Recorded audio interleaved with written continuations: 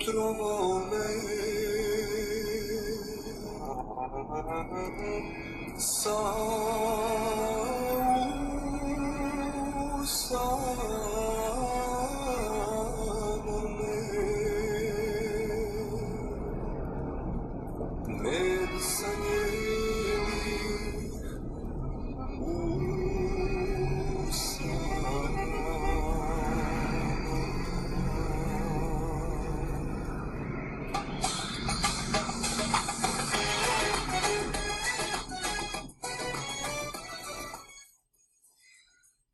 Hello, everyone. That song you're listening to was some classic Bosnian folk music by Sakib Mujanovic called Svedalika.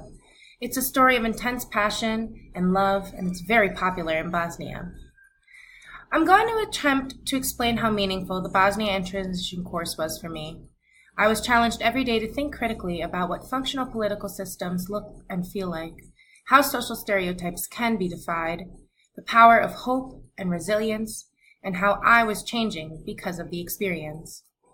It was no doubt that I have developed a truthful understanding of Bosnian culture, its value system, its multifaceted religious practices, its vibrant nightlife, and its complexities of both old traditions being challenged by modern and future-focused ideology. During the course, we participated in a lecture at the University of Sarajevo with a man named Amir Osmic.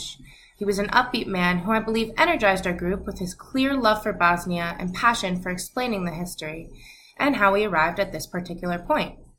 So, to delve right in, before the war, it was the united country of Yugoslavia, which, on a side note, people recall upon that time pretty fondly and express peace and prosperity under the benevolent dictatorship of Tito.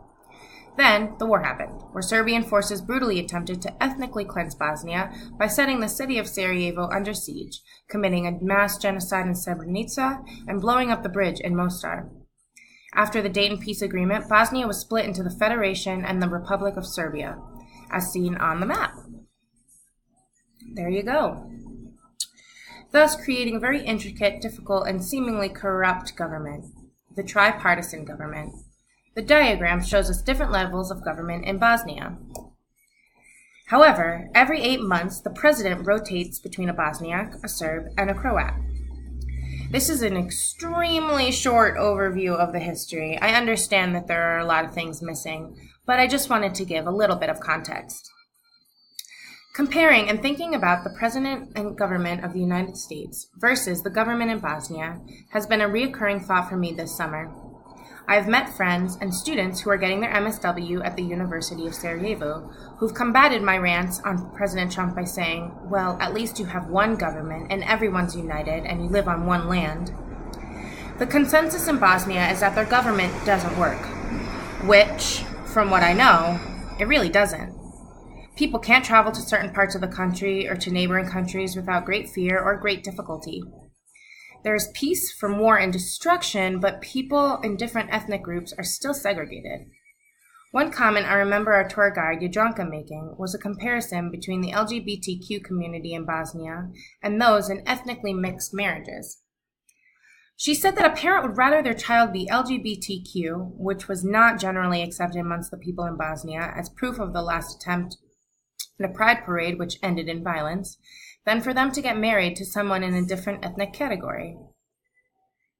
I think this repression of freedom and segregation is the driving factor for why people highly regard the time of Yugoslavia. People miss being unified, having a greater identity than just their religion, and living in a time of prosperity. People had the right to a job and the right to an apartment, and people felt secure. Although in America I believe we are in trouble with Trump as president, I must also reason with myself and understand that it is a privilege to live in America with one president and one government. Bosnia is a place that will never leave my heart. One major purpose of this trip was not just to learn what had happened, but to understand on a personal level, to become empathetic through meeting so many wonderful and loving individuals. They want us to learn their names and the names of their family members that were lost in the war and bring their stories back with us, to show our friends and family pictures, and to ensure that people around the world know what happened, the suffering that they encountered, and the suffering that they still feel today. Thanks for listening. Or in Bosnia, they say, Havalati.